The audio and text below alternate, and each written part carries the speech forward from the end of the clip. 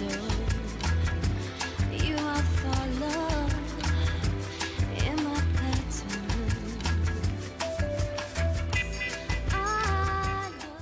Hello and welcome to the Ladies' Room.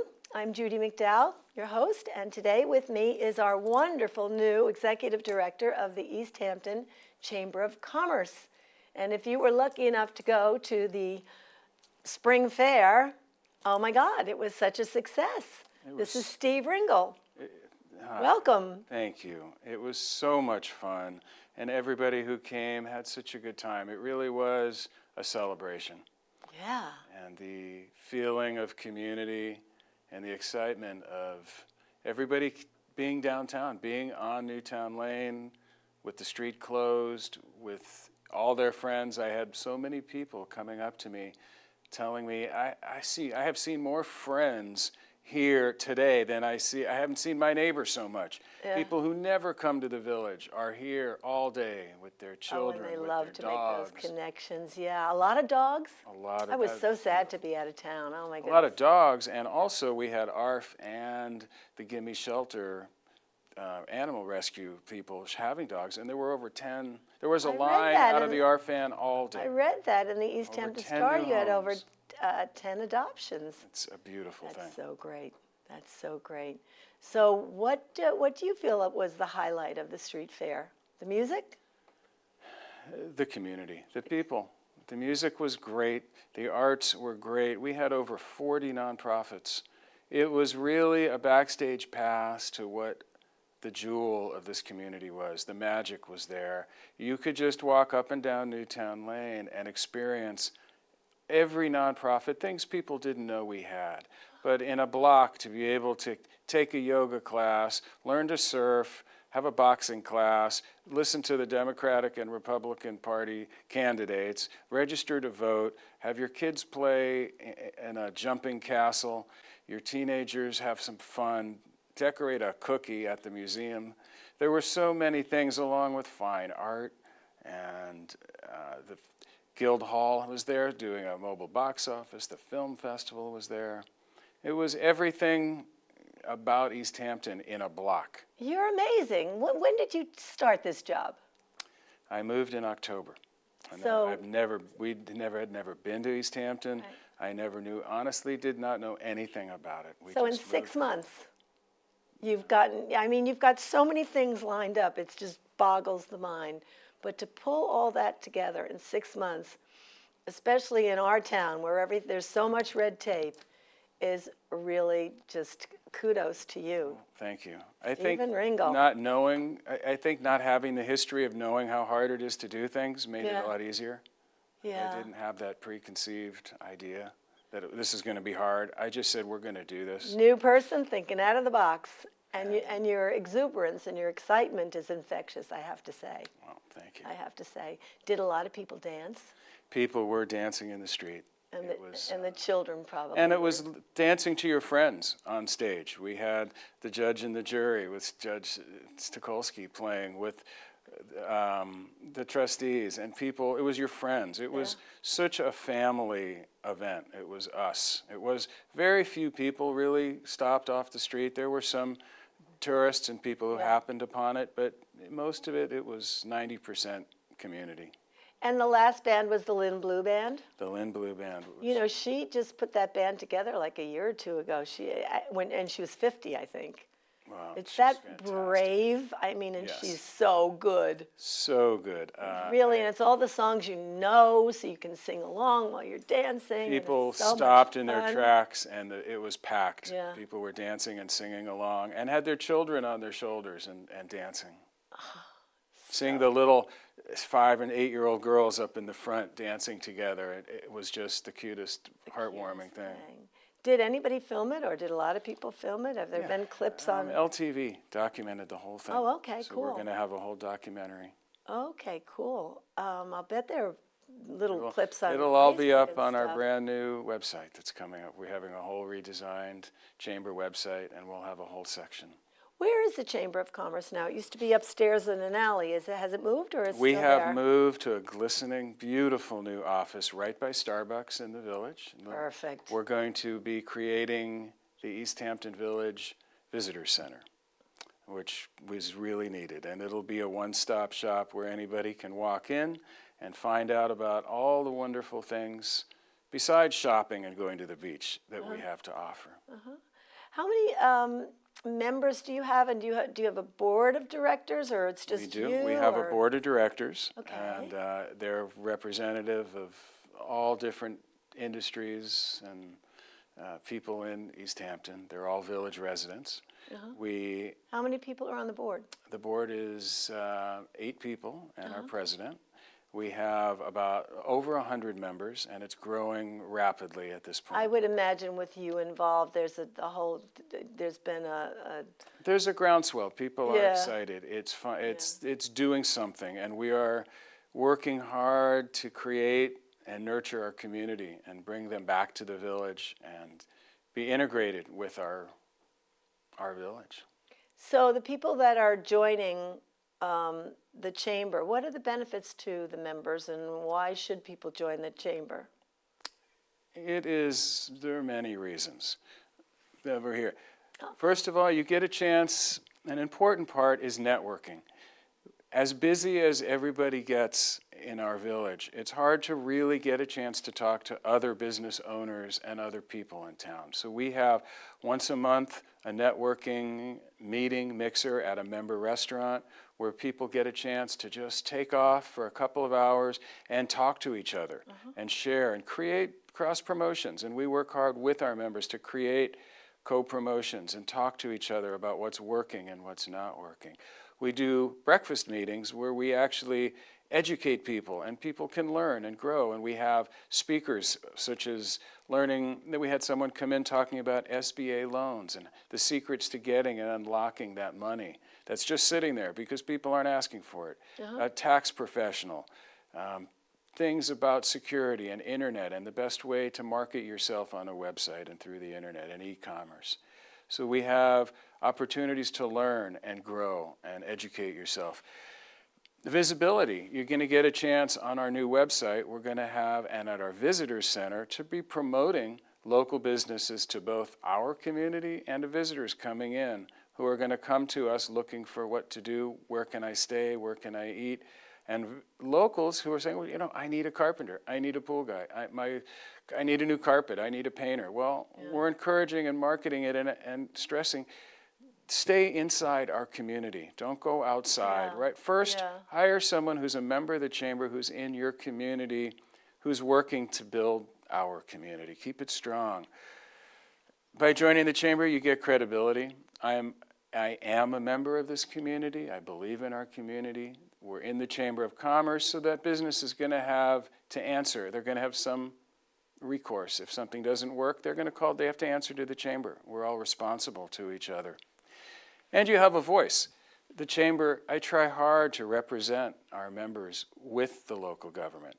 As an example, we had a caterer, a member caterer, come to me early on and say, you know, we do a lot of events, mostly at the beach. What's starting to happen is people get a permit for a meal and do a big party, and they bring their caterer from Manhattan with them. Oh, that's terrible. And they put on this big event, and the caterer comes and goes. I said, but that's our bread and butter. And we work all year for those few big deals. It's not fair. And they said, a matter of fact, they're not licensed in Suffolk County. They're not licensed, and they don't really know about cleaning up the beach after they don't. leave. They hightail it back to New York because they have a 2 or 3 hour drive, and the next day it's all plastic cups and That's right. garbage. So I went to our local government, to the trustees, and I explained, you know what, these people, there's no, on the application form, you have to get a permit to have something on the beach. So there really isn't anywhere on there, doesn't ask, who's your caterer and what's their Suffolk County license? You need to ask everybody who's doing an event. And they didn't know that. And I said, you know what, you're right. And so we have now effected change, and on every permit issued to an event on the beach in East Hampton Village, they have to provide the caterer's license, and they have to be licensed in Suffolk County. And that has brought business back into the village. Caterers. Very cool. I hear you're planning another street fair. Maybe for the fall, you think you A can? lot of people are talking about that. We have a lot of events we are planning. We are doing an event in coordination with the Madison Avenue Business Improvement District that was very successful there, called Fashion and Art. And which the event has stopped happening in Manhattan, and we're moving it to Fashion and Art in the Hamptons, which will be in July, where we pair a world-famous artist from East Hampton with a store. Now, they may be a bookstore, they may be a clothing store, one of our stores, and they will do an installation in the showroom and work with to coordinate the product and the art for a 2-week period. In each store, we'll get one artist. And in the middle of it, one night during we're going to have, everyone will have a cocktail party and invite their clients, and everyone can come down and do a stroll, and all the artists will be there. Can people be on the street with a drink in their hand? No, you will have your individual little cocktail parties, and hopefully not have a drink in everyone, but have a sip. Yeah, Have a small cocktails. pour. So we'll have that. We're having a gala in August. One of the things that I discovered in the street fair was I want to work with all the nonprofits. There are so many wonderful nonprofits. And rather than us all doing our own individual things, I think we can work together and really build community stronger. So we're working with the Ellen Hermanson Breast Cancer Foundation, an amazing group that does Ellen's Run. And we are having a gala dinner at the Maidstone in August. Maidstone, The Maidstone care Club. of the Maidstone? Not the care of Maidstone, at the Maidstone Club. On the beach? On the beach. We're taking Wow. over the whole club. Wow. We're having a wonderful, elegant night called a Magical Night in the Hamptons, which will feature... Are you going to do magic? There will be magic, but we're actually featuring one of the most famous mentalists in America called the Amazing Kreskin, and he was America's I remember foremost. him from the Johnny Carson show. Yes. He used to bend spoons and things. He's 83 years young, still performing, doing miracles, and he's going to do a full performance. We're going to have a dance band. It's actually, that date in August coordinates coincidentally with the 48th anniversary of Woodstock. So we are hopefully going to be having Big Brother and the Holding Company play for us. I was at Woodstock, and I was so exhausted after all day, and I was backstage, so I was in back of that fence. I was so exhausted after the whole day of Michael Wadley and all the wires were there right in front of us, and it was only this much room between the fence and the stage because it was also last minute. And I had gone over to the side, and there was a big pile of wood that they had used building everything the last minute. And I was laying on top of it. Spread Eagle and Janis Joplin came on. And there I was on top of the wood dancing like crazy. Oh, my God. So Big Brother and the Holding Company. Are there any original members left? Yes. Peter Albin and David Getz are the two original members. There's an amazing woman who sings, who's a violin player. And it's an amazing band. And still the same kind of Oh, energy yeah. as the... It's going to be just When a is the time last machine. time you've heard them play? I heard them play maybe 8 or 9 years ago when I lived in Marin. They've never really stopped all this time. God. Oh, that's so interesting. And they'll be in Brooklyn 2 nights later. So that... Oh, so they're on They're on like a tour. They'll be here. We'll have them two nights later. They'll be in Brooklyn. So what other, you're amazing. What other events do you have We'll planned? have that in October. We're going to have the Hamptons Open Golf Tournament at the Maidstone Golf Tournament. Cool. Golf course. Yeah. And that'll be exciting. You talked about the fall.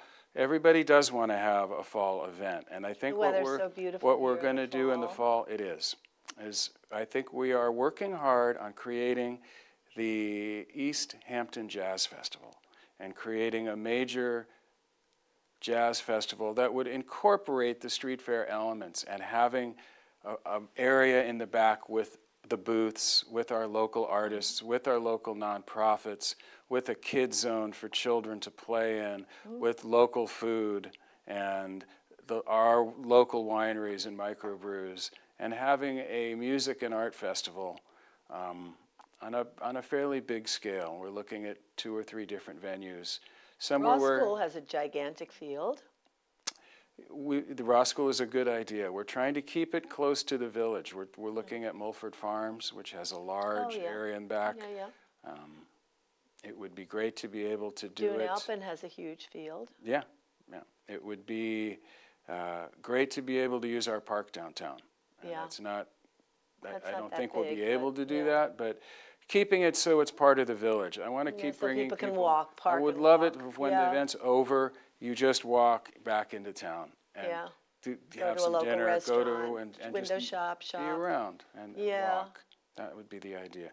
So that's the fall. We're looking at, I showed up and was dropped in my lap of, oh, by the way, you're doing a parade in a couple of weeks. What? The Christmas parade, which it's Oh, put on by the that chamber. really needs an And injection of it's energy. a beautiful event, and there's so Yeah. much heart and soul in that event, but I know that we can change it. So we have an idea now of completely revamping it. And the idea is to take the parade from its early morning start and make it a late afternoon start. It gets dark at 4 o'clock at Christmas time, so maybe it's a 2 o'clock. noon start, well, maybe. Maybe 2 o'clock. So we can have a day of 2 strolling. hours then.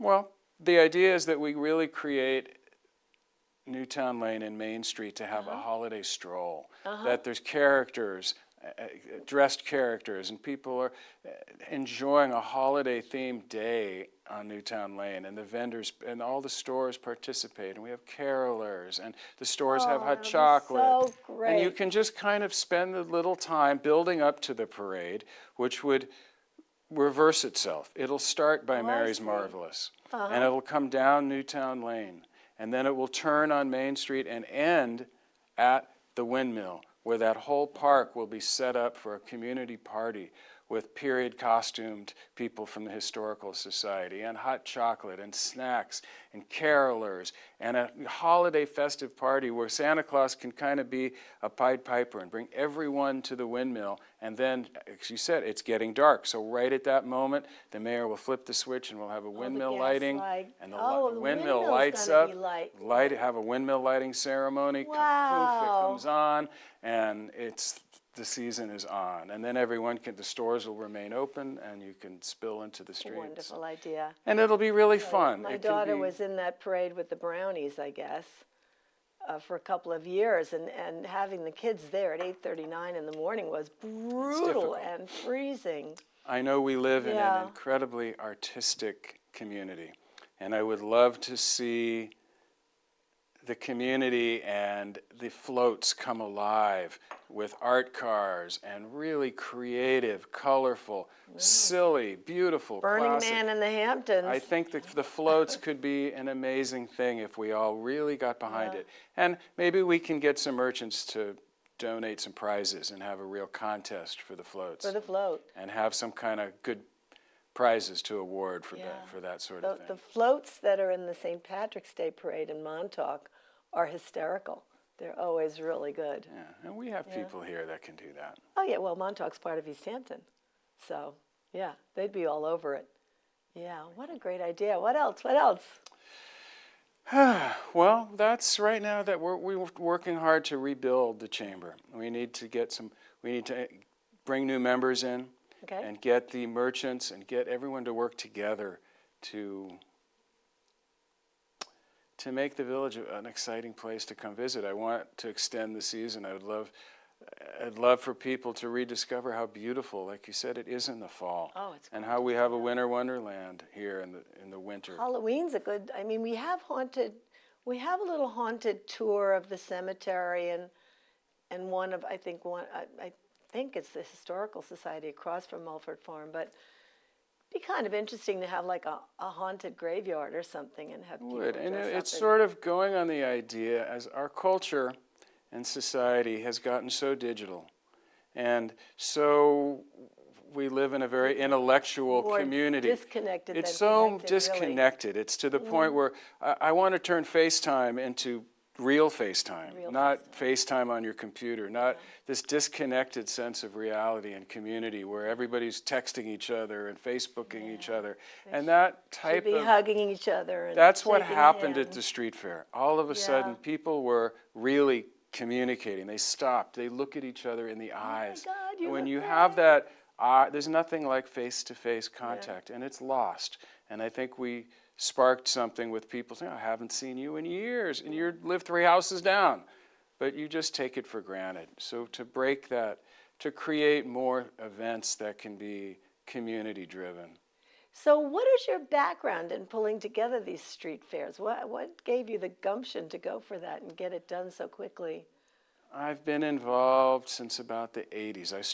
I moved to San Francisco in the mid-80s, and I started working for a company that created and developed the street fair, the upscale, beautiful street fair concept in San Francisco. Oh, cool. So we were producing 15 to 20 major street fairs a season, and I did that for several years.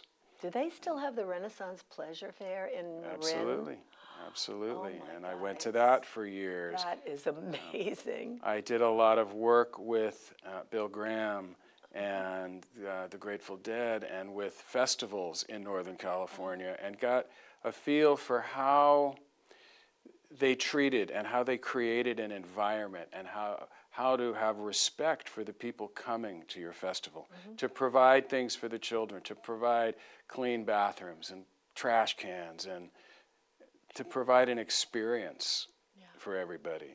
And that's what I wanted to try and bring here. So you're creating magic in the Hamptons. That's the idea. And I hear you are a magician.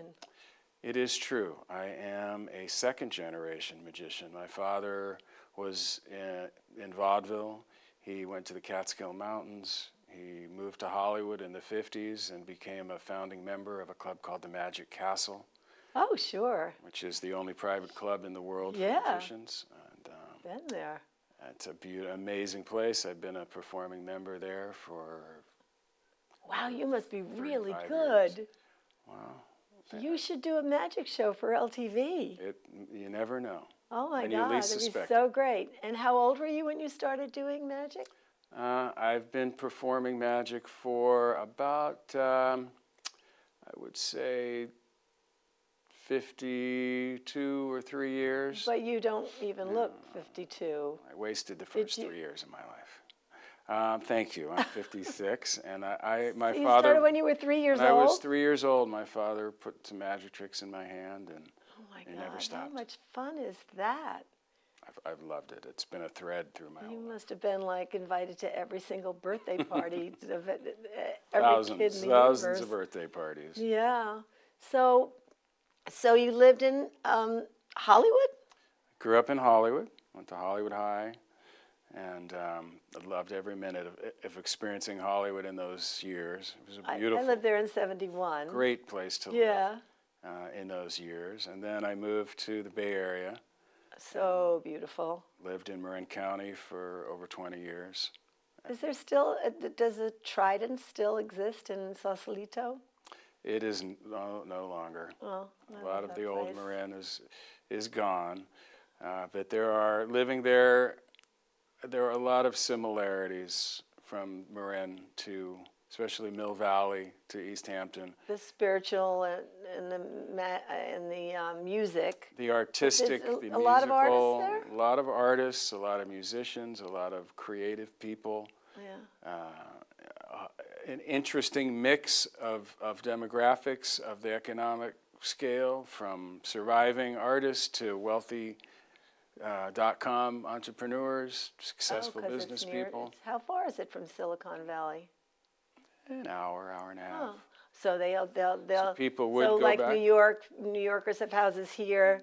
Silicon Valley people are. Would go back and forth. It wasn't quite as seasonal, out to the but you coast. were wanting to live on the coast, in the country, in the woods, in nature, Right. with creative, peaceful people in a more relaxed lifestyle. But yet you were right next to San Francisco, where you could have all of the Culture. that you Yeah. wanted, but live in the, or a little country. farther. People would live in West Marin, in the Yeah. farmland, or in Napa or Sonoma.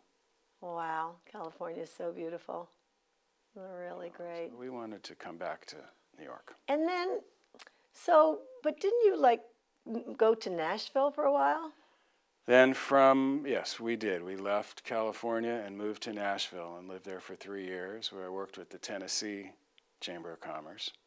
Oh, And okay. Nashville was a very exciting city. It's developing. The music is amazing. Well, and so country music and jazz, rock and roll too, or? It's everything now. Everything. It is not just. It's really crossed over big time. Certainly has the Grand Ole Opry and a lot of great country music, but it has crossed over to all genres. Music, music, music. It is. It's all music all the time. Is Dollywood there, or is that somewhere else?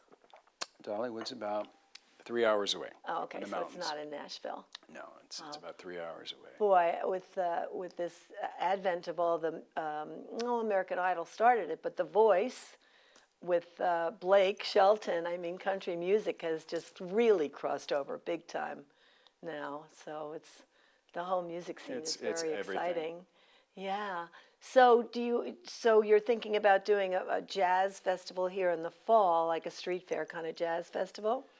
Yeah, music and art festival. Yeah, but jazz and rock and roll? It would cross over. It Yeah, would be 'cause jazz, but people want to dance. the at a certain jazz point. genre now has really widened its Yeah. definition. It's not quite as rigid a format as it was at one time. So it would cross over. And I'd like to see smaller music events. I wish we could have, if we can find the place to do it, we would like to create a weekly market. That's sort of an expanded concept of a farmer's market, where it would have farmers, but also have a section for our local artists who so enjoyed being out on Newtown Lane and showing their wares and their jewelry and their painting and their crafts to the community, where they can't afford a store in the village anymore. Yeah. So if we could create something that would be a weekly market during the season, a Saturday morning market, where everybody could come, you could get some coffee and bring your dog and your family and your children and look at people's crafts and arts, and have nonprofit booths to talk and educate yourself with, and farmers that could have some food, and do that somewhere in the village. You could do an evening event for people to dance. People love to dance, and we have nowhere to dance. Well, I think that's Maybe the Amagansett VFW or something like that. We could spruce it up a bit and go dancing. I think community dances would be a great idea. Oh, God, so much fun. And people need the activity. Sedentary lifestyle kills more people than any other disease. And it's community. And it's People community. dancing is just shaking off all the stress, having a Yeah. good time. Yeah.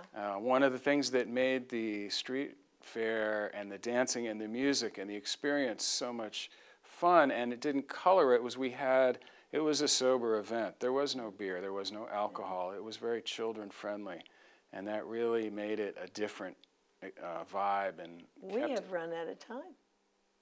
This went so fast. I love all your ideas. Everyone, I'm sure, loves all your ideas. We're so happy to have you. And come back and see us again. I will. And I we'll be will. I hope to we'll tell you be about all the seeing new ya. chamber members we're going to have. All right. Thank you so much for joining the Ladies' Room. We hope to see you next week. And remember, ladies, give yourself lots of room for fun, room for dancing at the street fair, room to grow, and room to glow. Thank you. Bye.